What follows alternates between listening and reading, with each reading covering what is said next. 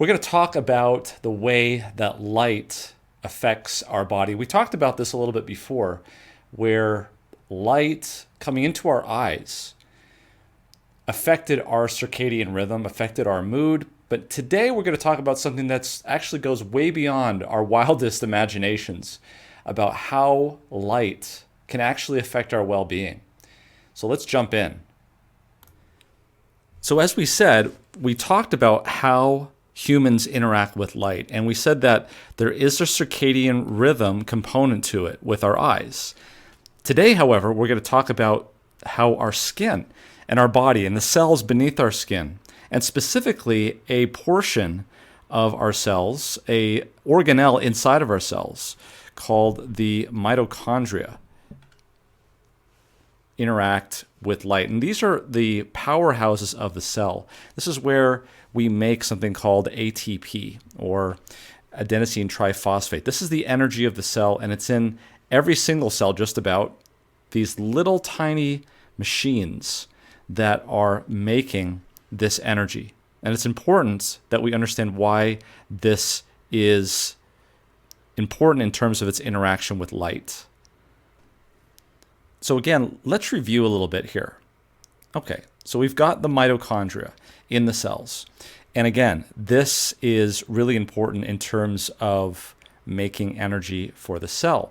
And as a byproduct of that energy, just like an engine makes locomotion and makes heat, and if you don't deal with the heat, it can shut down the engine. The mitochondria makes energy, but as a byproduct of that energy, it also makes something called oxidative stress.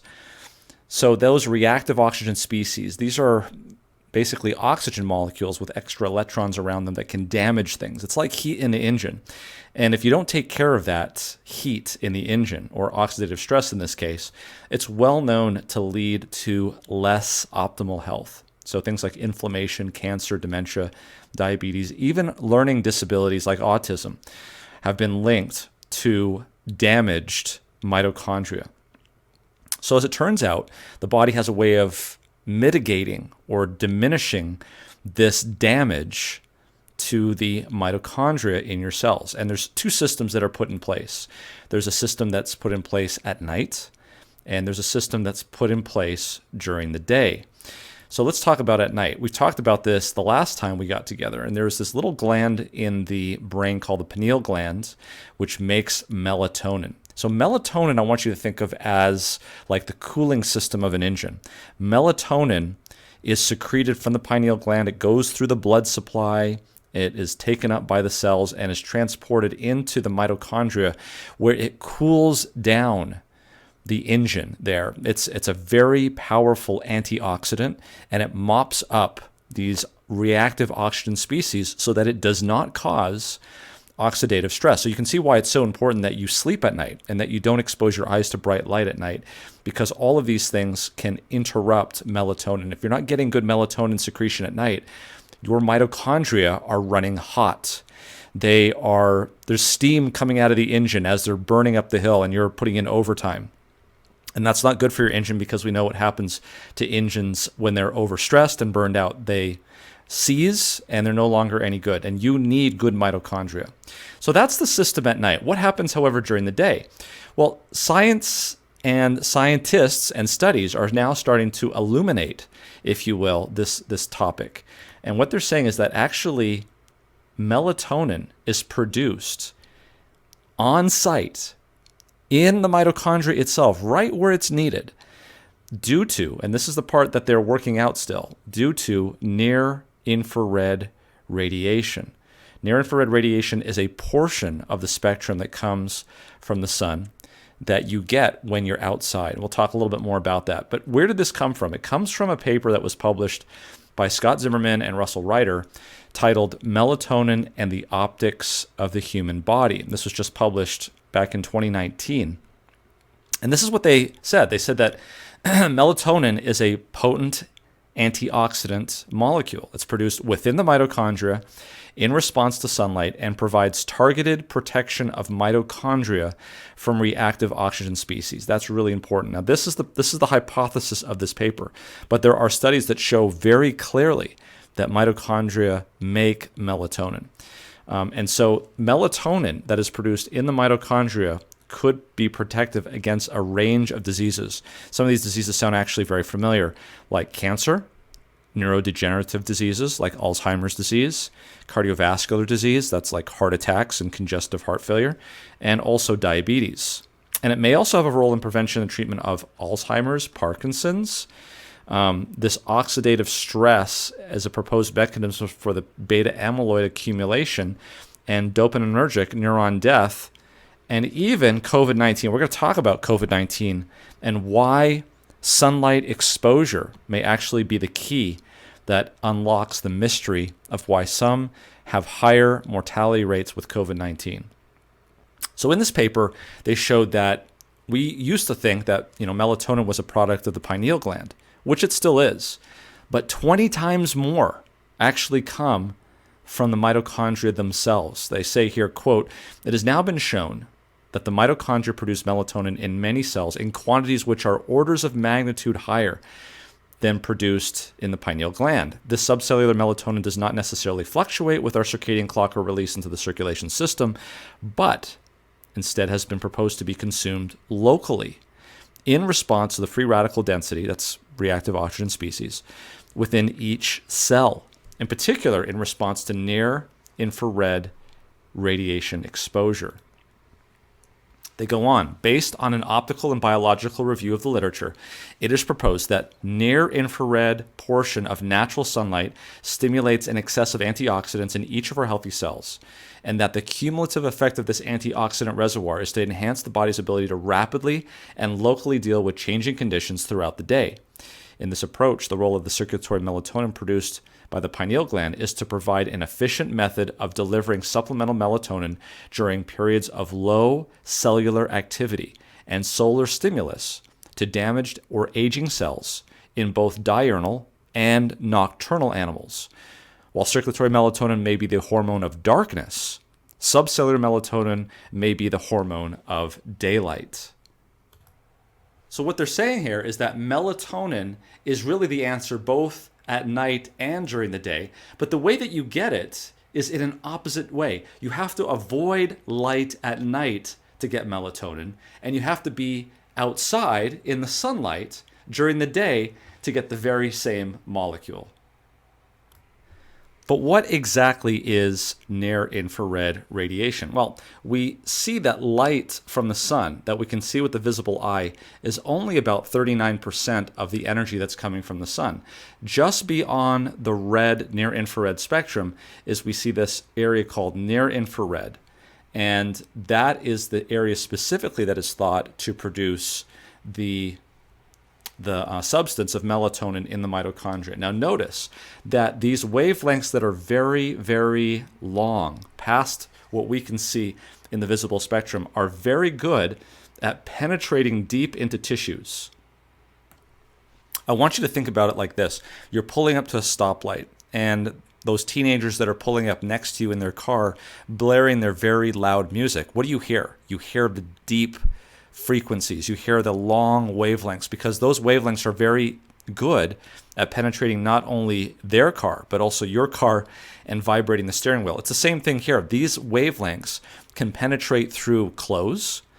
It can penetrate through the atmosphere. It can penetrate through your skin and actually go fairly deep. And here's an illustration of that. You can see here that these wavelengths, which really here are in the near infrared, they penetrate down the deepest, even into the blood vessels, which we'll talk about in a little bit, and also the subcutaneous layer, which basically is the layer of fat. And in some cases, there's been some studies that have indicated that it can even penetrate up to 8 centimeters deep. Think about 8 centimeters deep all around your body, that this near infrared radiation, in this case it was 900 nanometers wavelength, both in people who were melanin deficient and melanin rich. You can see in both cases that this near infrared radiation penetrated. In fact, in nursing, it's actually used to see where the blood vessels are, because the blood vessels absorb the near infrared light and don't reflect it. So when you're putting visible light, for instance, on a hand looking for blood vessels, you really can't see it. But when you do near infrared light at about 810 nanometers, you can see here that you can see these blood vessels in the hands Why? It's because this type of light penetrates that deep. And so what this graph is showing you is that if you look at the total number of cells in the human body, which is represented by this black line over age from 0 to 80 years of age, you can see that the cells that are exposable to near-infrared radiation is actually quite a large number. I would say 75% at the very least. So that's important. I mean, think about that. You go outside and up to 70-75% of your cells in your body are getting near-infrared radiation from the sun. Now, there's even some evidence that your brain can benefit from near-infrared radiation. And you're like, well, wait a minute. Now, how is it possible that sunlight could penetrate your hair and your skin on your head and even your skull? How is that even possible? This is exactly what they are proposing in this article, that in fact, sunlight is able to penetrate through the skull, hits the cerebral spinal fluid, which surrounds the brain, which acts as a diffuser, and then the near-infrared radiation is reflected down into these crevices where it actually supplies near-infrared radiation to the gray matter, which just happens to be on the outside of the brain where it can receive. The gray matter is important to understand because gray matter is where the cells are. It's where the mitochondria are. And it just happens to be at the cell surface where the most amount of surface area is. And here you can actually see a brain and transmission of near-infrared light. And you can see that it's very able to be seen here. Now, again, when I saw this for the first time, I was a little incredulous.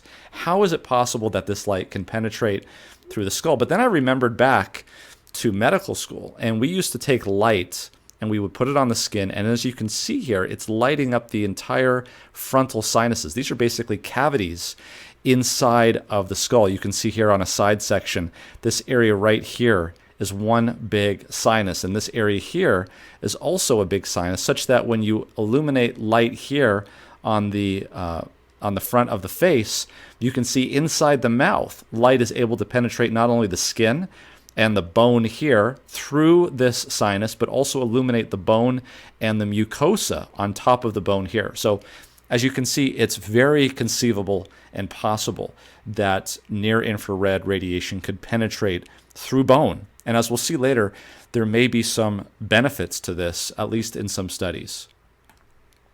Now, it gets even more mind-blowing because, get ready, hold on to your seats. When you're outside and you're in the sun spectrum, when you're looking at the light coming from the sun, you can see here that most of that light that you're seeing, as we talked about, the majority here is in the visible spectrum, but there is quite a bit in the near-infrared, although it doesn't seem to be as much as in terms of intensity. However, if you're outside and you're in green spaces, for instance, trees, grass, plants, these sorts of things very, very efficiently reflect near-infrared radiations. And you can see here what happens.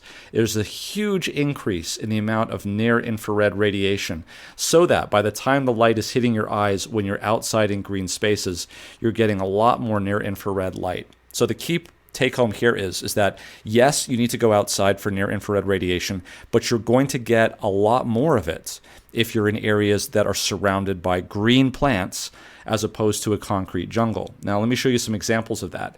Here we have a near-infrared photograph of a park, and you can see here that the green leaves, the grass, it looks like there's snow that has just fallen on here. And it's not snow, it's simply that the intensity of near-infrared is so great that on this near-infrared filter, it appears as though they are white. To give you a contrast here, this is what Central Park looks like. And you can see the buildings here are pretty much devoid of any kind of reflection of near-infrared radiation. But the trees here, again, are reflecting a tremendous amount of near-infrared radiation. And the question is it possible that people who are living in green spaces might get more near-infrared radiation, therefore have better mitochondria because they're making more melatonin, which is better cooling? Well, this may be, in fact, what's going on, but I can tell you, we've known for quite a long time that the health benefits of being outside in the great outdoors is well documented. This is a paper that was published in Environmental Research titled The Health Benefits of the Great Outdoors, a systematic review and meta-analysis of green space exposure and health outcomes. And they said here, quote, "We found that spending time in or living close to natural green spaces is associated with a diverse and significant health benefits. It reduces the risk of type 2 diabetes, cardiovascular disease, premature death, and preterm birth, and increases sleep duration. People living closer to nature also had reduced diastolic blood pressure, heart rate, and stress. In fact, one of the really interesting things we found is that exposure to green space significantly reduces people's levels of salivary cortisol, a physiological marker of stress." So what we're seeing here is we know the data. We know that people live better lives when they're outside. What's really interesting about this new research in terms of near-infrared radiation and melatonin and mitochondria is this actually may represent a mechanism as to why this is occurring. What we have here is a summary table of a PhD candidate's thesis, which is summarizing all of the benefits of, as they call it here, daylighting on students. We've known for a long time in the United States that students really do benefit from natural light. In fact, there are codes that have been put in place specifically for school and educational buildings that dictate how big the windows have to be. And the reason is because they've known for a long time that natural light in educational buildings is extremely important. Well, as you can see here, things that have been improved like health, vitamin D, students' vision, calcium absorption, bone formation, biological clock, all of these are benefited with light. We talked about this last time with mood, student attendance and sleep being improved with natural light. But you may not know this, that learning achievement, learning math, school attendance, and even test scores have been shown to be improved with light. Is it possible that near-infrared radiation from the sun is penetrating the skull and is giving that gray matter the energy and the cooling system for its mitochondria that it needs to perform? It certainly is possible, I think. In fact, likely. What about reduce? We know that headaches are reduced, cancer, stomach ulcers, high blood pressure, stress, microbes, depression, fatigue, SAD or seasonal affective disorder. We talked about that last time. Violent behavior, stress, and improved security. So you need less security guards when you have natural light. All of these things have been shown to be improved. Now, what is interesting is now we're starting to see why this might be the case. What about some more data on this? Here's an article that was published in Clinical Endocrinology titled Shining the Light on Sunshine, a systematic review of the influence of sun exposure on type 2 diabetes mellitus-related outcomes. And what they did there is they looked at observational studies and they looked to see what would happen if you compared sun exposure and the incidence of type 2 diabetes. And what they showed there is that there was a moderate level of quality of evidence that showed that there was outcomes of type 2 diabetes that went down with increased sun exposure. There was another study that was published, this one titled Associations of Outdoor Temperature, Bright Sunlight, and Cardiometabolic Traits in 2 European population-based cohorts. One of these was in Oxfordshire, that's the hometown of Oxford University, and the other one was in the Netherlands, in Leiden, Netherlands. And what they did was a really interesting study.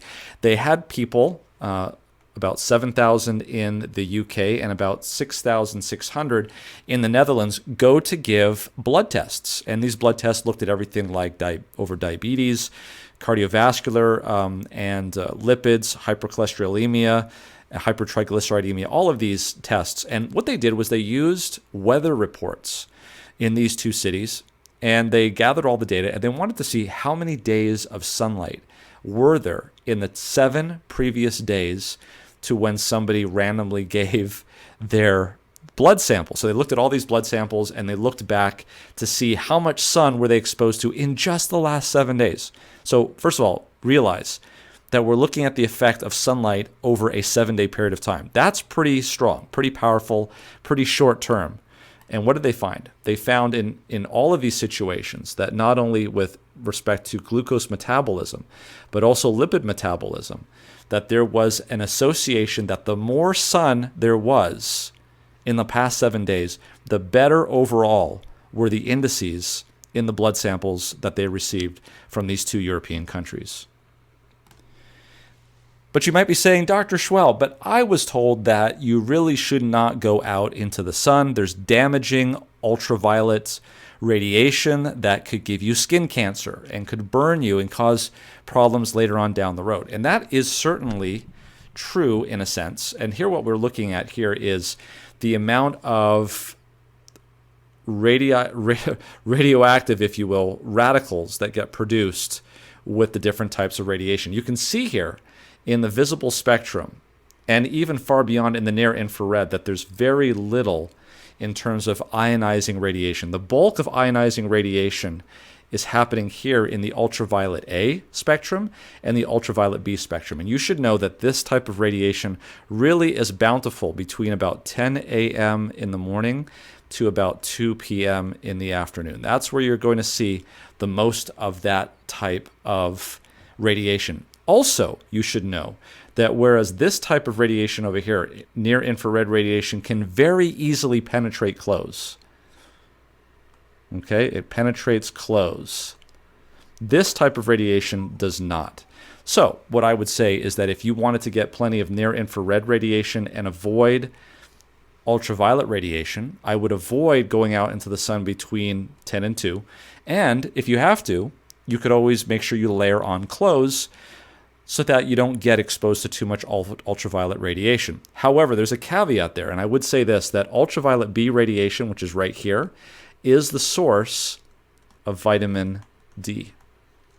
Or I should say is a source of vitamin D. If you don't get ultraviolet B radiation, you're not going to make vitamin D. And I'll tell you, if you are wearing too many clothes, you will not get vitamin D. If you're inside, it will not penetrate through the window. So it's easy to become vitamin D deficient. That's why I recommend supplementing with vitamin D. But realize, as we've just shown here, that just because you supplement with vitamin D, that is no excuse for not going outside.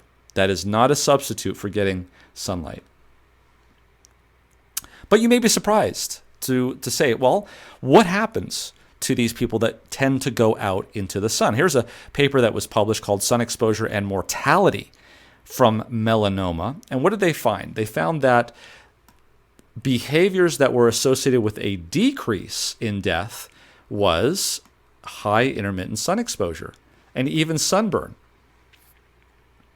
Or even solar elastosis. What is solar elastosis?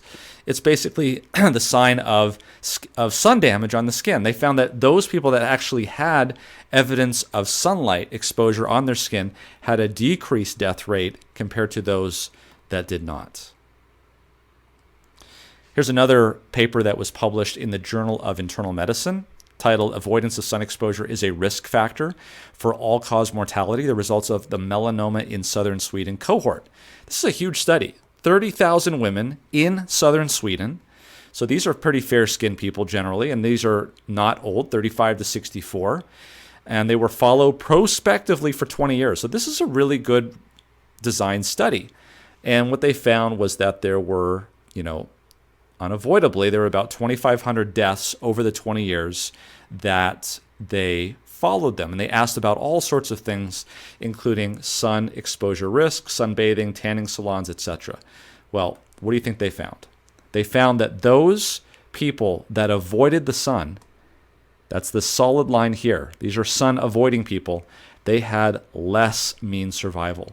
And that those people that were out in the sun in southern Sweden, fair-skinned people, they had higher survival. These people here were up here, whereas the people that avoided the sun were down there. So you can see here, and as the time went on, the difference became bigger and bigger and bigger. Okay, so a little while ago we talked about how near-infrared radiation actually could benefit people outside of maybe even their gray matter in their brains or even the total weight of their brain. I thought it was an interesting study. Look at this. When we took people with multiple sclerosis and we looked at those that had the lowest amount of sunshine and the highest amount of sunshine, in all of these cases, they had higher gray matter volume and higher whole brain volume. The same sort of thing we saw in the control groups. The people that had the least amount of sunshine had the lower gray matter volume, and those that had the highest amounts had the highest gray matter volume. Similarly, also we saw that in controls, although the difference was really pronounced in people with multiple sclerosis. And remember that multiple sclerosis is seen predominantly, generally in higher latitudes. That means people higher up, more north. Okay, what about COVID-19? So we know that every year we always have a peak in influenza in the winter months. It's almost like clockwork, and you can see it here very clearly. In the winter of all of these years, there's always a peak. Sometimes it's higher than others. And the question is what's causing this? And so there was a group that went out to look at this because the same thing was being seen with COVID-19 as well. And so this group published this report in Scientific Reports titled Autumn COVID-19 Surge Dates in Europe Correlate to Latitudes, Not to Temperature, Humidity, pointing to vitamin D as a contributing factor. Well, we'll see about that. Here's what they found. So when they looked at the time of the year, the time in the winter time that European countries had their inflation of cases, what they found was something that was really interesting. They wanted to know whether or not it correlated with the temperature. Some people said, well, it gets cold, and this is the reason why people's immune systems don't work, and therefore that's when we would start to see the surge in COVID-19 cases. And as you can see, flat line meaning no correlation. So temperature had nothing to do with it.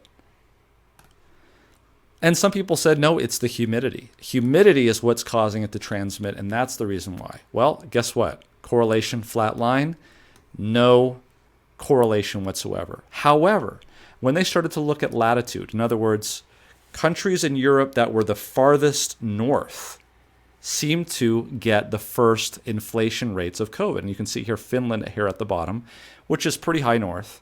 And it just went down the line until finally it ended up, the last country to get it was Greece. And as we all know, Greece is there in southern Europe. And so it worked very well. I mean, it was a perfect correlation just about. That latitude was what determined when the country got its inflation rates. And of course, what's involved with latitude? It's sun exposure. Obviously, the further north you are in the wintertime, the less sunlight you're going to get. So the question is that sunlight helping in some respect against reactive oxygen species or against this dysfunction, this mitochondrial dysfunction? Well, let's look at that and see if that's the case. So to do that, we have to get down to a little bit of biochemistry. Now, we're going to get a little technical, but stick with me on this. It's all about oxidative stress. There is a substance in your body called angiotensin 2, or AT2, which is a pro-oxidant. It's in your cells, and it's not good for your cells. It tips your cells too much over to the pro-oxidant side. And so it can be converted into a substance called angiotensin 1,7, which actually turns out to be an antioxidant. So it's actually the flip side of that molecule. It actually can turn into something being pro-oxidant into pro-antioxidant. Well, as it turns out, the enzyme that does this is a very important enzyme because it's called ACE2. Now, ACE2, as you may recall, is the receptor for the SARS-CoV-2 virus. So when you have the virus floating around in your body, it binds the ACE2 with the spike protein. It takes the ACE2 enzyme out of commission. So now what happens is that there's a huge buildup of angiotensin 2 because it's not being converted to angiotensin 1,7, and you get an increase in reactive oxygen species. That is not good. That's like your engine revving, and now you're going up a hill. And so you may not have been running the engine cool before, but now you have a COVID-19 infection. You're now going up the hill. Consequently, your angiotensin 1-7 is not being made. And so as a result of that, that's also contributing to high reactive oxygen species. Not only that, but when you get the virus binding the ACE2, that shuts that down. It also recruits white blood cells, which have even more reactive oxygen species.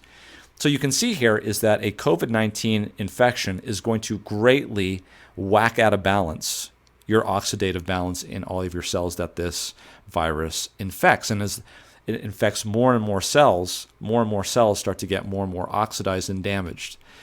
And that can cause blood clots and hypoxemia, especially if it's in the lungs. And guess where SARS-CoV-2 starts out? It starts out in the lungs. So how do you reduce reactive oxygen species? Again, through melatonin. That's why you need to get good night's sleep.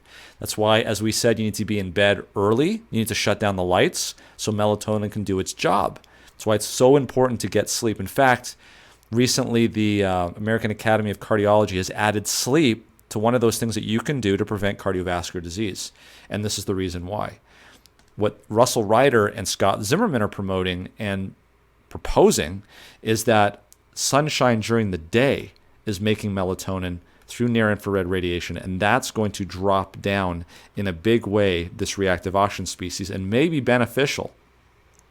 So I'm not just saying this out of thin air. There's evidence to this. So a number of studies, this is one of those studies, looked at 60 patients, and what did they find?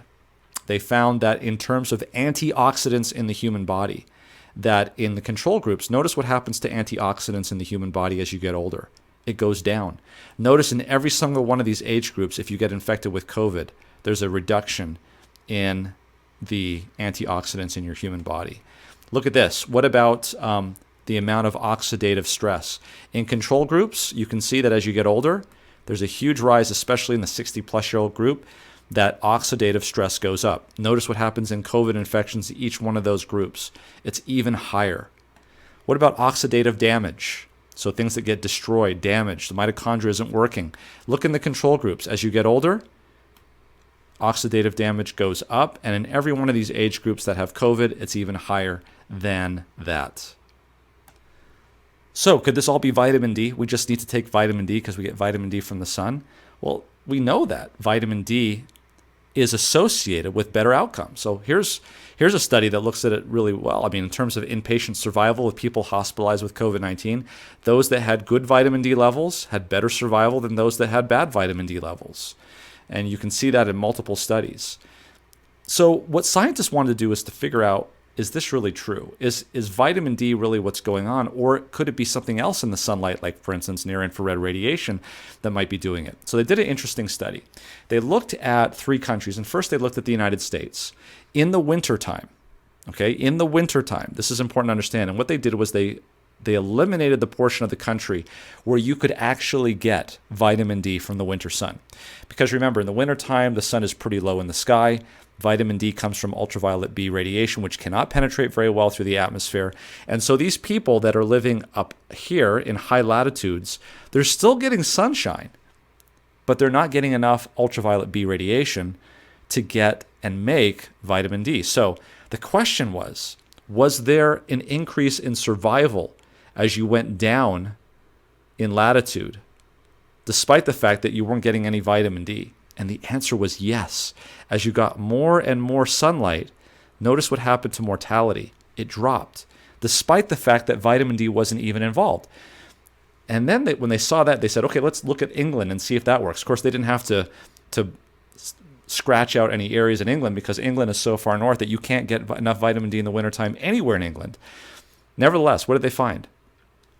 As sunshine amount went up, as you went lower down in latitude, guess what? Mortality went down. They also repeated it again in Italy. Again, more sunshine, even though you're not making vitamin D, went with less mortality. Fascinating. In fact, the authors said, in conclusion, this study is observational, and therefore any causal interpretation needs to be taken with caution. However, if the relationship identified proves to be causal, it suggests that optimizing sun exposure may be a public health intervention. Given the fact that an effect appears to be independent of vitamin D pathway, it suggests possible new COVID-19 therapies. like maybe near infrared radiation, like maybe even sunlight. And in fact, folks, this is not new at all. In fact, if you look back 100, 150 years, we knew this. We may have forgotten it, but our ancestors knew that if you were sick, if you were in a hospital, one of the best things that you could do was to get outside and get some sunshine. You can see it here in these black and white photographs from the UK, from the United States. They made it a point. Look, I had a friend who was a neurosurgeon, and she said that in Seattle, they had a solarium in their hospital. The solarium was where the patients would go in the wintertime to be under the glass to get a lot of sun. And in the summertime, the glass was removable. They could get direct sunlight for this. You know, there was a health reformer at the time in 1871 who said this, quote, "The feeble one should press out into the sunshine as earnestly and naturally as do the shaded plants and vines. The pale and sickly grain blade that has struggled up out of the cold of early spring puts out the natural and healthy deep green after enjoying for a few days the health and life-giving rays of the sun. Go out into the light and warmth of the glorious sun, you pale and sickly ones, and share with vegetation its life-giving, health-dealing power." That was published in the Health Reformer, May 1st, 1871. And to boot, she also said this, "Make it a habit not to sit up after 9 o'clock. Every light should be extinguished. This turning night into day is a wretched, health-destroying habit." And you know, folks, things have changed in the last 100 years. Here on the left, we see a near-infrared picture of a summer day in a wheat field. This is what it used to look like. This is what we used to see when we were out there in the harvesting fields in the daylight hours, getting that near-infrared radiation.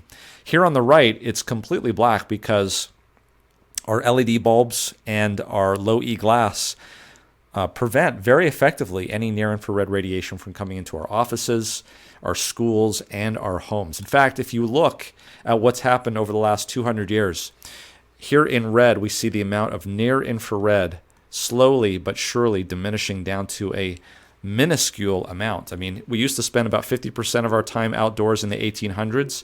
Now we're about 7% outdoors. We need to get outdoors. Also, today we have LED bulbs, which emit no near-infrared radiation, and low-E glass windows. So let's take a look at that. Here we see in this orange, this is the solar radiation spectrum. You can see that there is plenty of near-infrared radiation that's coming off of the sun. We have the incandescent bulb, which did a generally good job of giving us near-infrared radiation, as you can see right here. But when we change those bulbs to LED, which, you know, for good reason, we don't want to waste energy on lights because energy is an issue in this country, but realize that the price that we're paying is that we're not getting any near-infrared radiation from those bulbs. What about glass? Well, if you have glass in your house or building from more than 50 years ago, the chances are that you've got regular glass and you are having a great time transmitting near-infrared radiation into your home. However, if you put low-E glass in there, you can see that high solar gain, low-E glass, moderate solar gain, low-E glass, and low solar gain, low-E glass is really dropping down the amount of near-infrared radiation that is coming through. And so what we have, let's put it all together. If we were to look at a campfire of 200 years ago, at night, notice it is dark. Notice that the light is low down in the visual spectrum. Notice that is in the orange to red hues. And so this is the type of light that we would not expect to greatly reduce melatonin production at night. However, this is the reality. This is what we have today, and it's a very different picture, and we can see that that is not the optimal approach. What we see here in nature is we see that near-infrared photons start to increase towards noon, and as the day goes down, it starts to come down. If we look at ultraviolet light, it peaks typically between 10 and 2 and then goes back down again. And we see that free radicals are here and that are taken care of by melatonin and the near-infrared photons that are produced up here. When we're inside, we're not getting any of those near-infrared photons. We are getting some ultraviolet light from the from the ultraviolet spectrum in our fluorescent bulbs. And as a result of that, we're getting free radicals, but we're not getting any melatonin-producing near-infrared radiation. It's gone. So this is the reason why I say what we need to get outside. So we've talked about how humans interact with light from the eyes, sleep, circadian rhythm, mood. And today we talked about how it hits the mitochondria. So what should we do? I think this is what we ought to do. Number one, get as much natural sunlight, direct or indirect, as possible, and avoid glass in between after waking up in the morning. So that means get up in the morning, get outside. Let that near infrared radiation hit you. Let that light come into your eyes and do what it needs to do. Number two, exposure to low-level red light like fire, sunset at sunset time is advisable, and avoid any type of light exposure after sunset, especially blue light, and especially 1 to 2 hours prior to bedtime. So you can see that light is really amazing, and specifically light coming from the sun. Now, so what are some questions? What kind of clothes should you wear? You can go outside. Look, you can go outside and you can cover your body so that you're not getting ultraviolet radiation, especially if you're concerned about getting melanomas or getting skin cancer. Put some sunscreen on if you want even, because near infrared radiation, which is the type of radiation that they believe produces melatonin, will penetrate through clothes. It will penetrate through sunscreen. It will penetrate through your broad rim hat. It'll even penetrate through your umbrella. What it is, it's that feeling of warmth. Look, if you've got that t-shirt on and you turn with your back to the sun, you'll still feel the warmth of the sun. That warmth that you're feeling is actually specifically near infrared radiation penetrating through your shirt, going deep into your skin and activating the heat receptors deep down in your skin. Folks, that's the best way of getting the most amount of melatonin. It's much better to get that type of melatonin than to take a supplement. The supplement usually is way overdosed. It's going to make you feel sleepy. It's going to go into your bloodstream. This type of melatonin that gets produced from the sun is not being produced in your blood. It's being produced in your cells. In fact, in your mitochondria. That's what's proposed by these two scientists that published the paper. So again, if you can, get outside. We spend far too much time inside our homes, inside our cars, inside our work, and we're not getting enough outside. Get into the shade, just get outside, and you will benefit from the natural healing rays of the sun. And I think this is really important now, as at least in the northern hemisphere, we're starting to see that the days are getting shorter and we're headed toward December when we have our shortest day of the year. It's going to be even more important as we expect to see an increase in COVID-19 cases and other viral cases, that we're going to need to have a good innate immune system to battle these types of viruses. And for that, I would expect that getting out and getting good amounts of sunshine and good rest is going to be very important. So if you've got questions, please put those in the chat. You can also email us.